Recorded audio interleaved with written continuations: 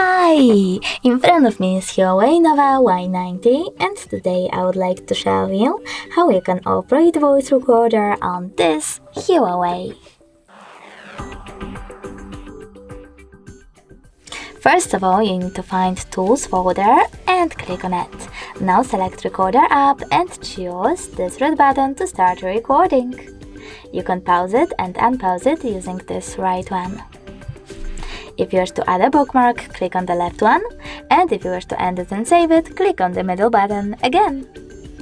Now, if you want to name your recording, you need to hold it.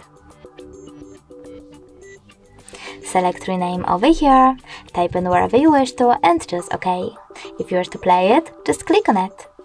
If you wish to delete it though, you need to hold it again, but this time select this pin icon at the bottom in the middle and confirm your choice in the pop-up. Thanks so much for watching. If you enjoyed this video, don't forget to leave a like, comment and subscribe. Bye!